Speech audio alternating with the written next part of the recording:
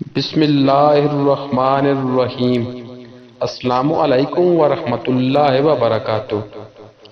محترم ناظرین، یوں تو ہر مسلمان پاک ہونے کے لیے غسل کرتا ہے، لیکن کیا جب اس کو جنابت کے بعد یا احتلام کی صورت میں یا کسی بھی شرعی ضرورت کے تحت غسل کرنا پڑ جائے تو آیا اس کا غسل کا طریقہ ٹھیک ہے یا نہیں؟ جاننے کے لیے ویڈیو کو آخر تک دیکھتے رہیے۔ قرآن کریم میں اللہ تعالیٰ فرماتے ہیں، اگر جنبی ہو جاؤ تو خوب اچھی طرح پاکی حاصل کرو، اور اگر تم بیمار ہو یا سفر میں یا کوئی تم میں پاخانے سے آئے یا تم نے اپنی بیویوں سے جمع کیا ہو پھر تم پانی نہ پاؤ تو پاک مٹی کا کسب کرو اور اپنے منہ اور ہاتھ پر اسے مل لو۔ اللہ نہیں چاہتا کہ تم پر تنگی کرے، لیکن چاہتا ہے کہ تم کو پاک کرے اور پوری کرے اپنی نعمت تم پر تاکہ تم اس کا شکر کرو۔ ام المومنین میمونہ رضی اللہ تعالیٰ عنہ سے روایت ہے، میں نے نبی صلی اللہ علیہ وآلہ وسلم کے لیے غسل کا پانی رکھا اور ایک کپڑے سے پردہ کر دیا۔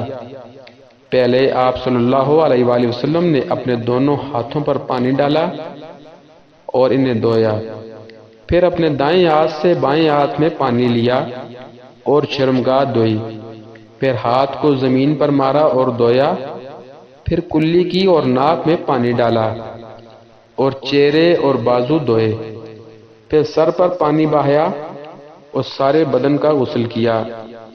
اس کے بعد آپ صلی اللہ علیہ وآلہ وسلم مقام غسل سے ایک طرف ہو گئے، پھر دونوں پاؤں دھوئے۔ اس کے بعد میں نے آپ کو ایک کپڑا دینا چاہا تو آپ صلی اللہ علیہ وآلہ وسلم نے اسے نہیں لیا اور ہاتھوں سے پانی جھاڑنے لگے۔ ایک حدیث میں ہے کہ رسول کریم صلی اللہ علیہ وآلہ وسلم جنابت کا غسل کرتے تو پہلے اپنے ہاتھوں کو دھوتے اور نماز کی طرح وضو کرتے، پھر غسل کرتے، پھر اپنے ہاتھوں سے بالوں کا خلال کرتے، اور جب یقین کر لیتے کہ جسم تر ہو گیا ہے تو 3 مرتبہ اس پر پانی بہاتے، پھر تمام بدن کا غسل کرتے۔ حدیث میں آتا ہے کہ نماز کی تکبیر ہوئی اور صفیں برابر ہو گئیں۔ لوگ کھڑے تھے کہ رسول کریم صلی اللہ علیہ وآلہ وسلم اپنے حجرے سے ہماری طرف تشریف لائے۔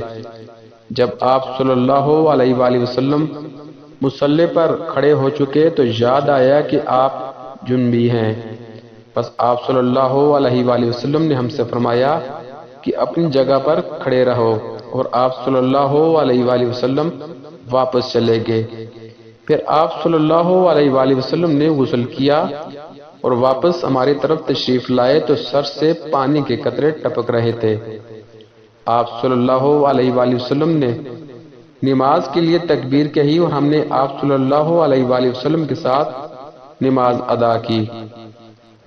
اس حدیث سے یہ معلوم ہوتا ہے کہ غسل جنابت کے بعد پانی کو کسی کپڑے یا تولیے سے صاف نہیں کرنا چاہیے، بلکہ اس کو اپنے طور پر خشک ہونے دینا چاہیے۔ ابو ہریرہ رضی اللہ تعالی روایت کرتے ہیں، میری ملاقات رسول اللہ صلی اللہ علیہ وآلہ وسلم سے ہوئی، اس وقت میں جنبی تھا۔ آپ صلی اللہ علیہ وآلہ وسلم نے میرا ہاتھ پکڑ لیا اور میں آپ کے ساتھ چلنے لگا۔ آخر آپ صلی اللہ علیہ وآلہ وسلم ایک جگہ بیٹھ گئے اور میں آہستہ سے اپنے گھر آیا اور غسل کر کے حاضر خدمت ہوا۔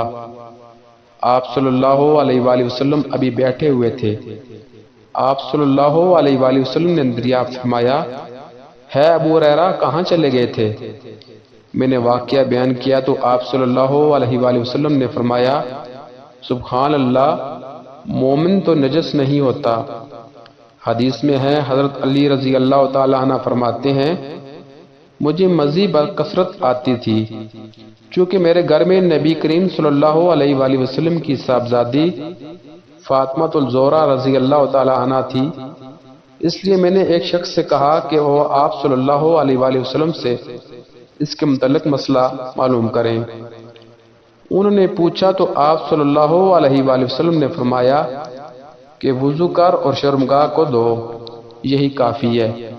دعا ہے اللہ تعالی ہمیں سمجھ کر عمل کرنے کی توفیق عطا فرمائے، آمین۔ حوالہ ساتھ میں دیا گیا ہے۔ ویڈیو اگر پسند آئے تو لائک کر دیں، چینل کو سبسکرائب کر دیں اور ساتھ میں بیل آئیکن کا بٹن دبا دیں۔ جزاک اللہ۔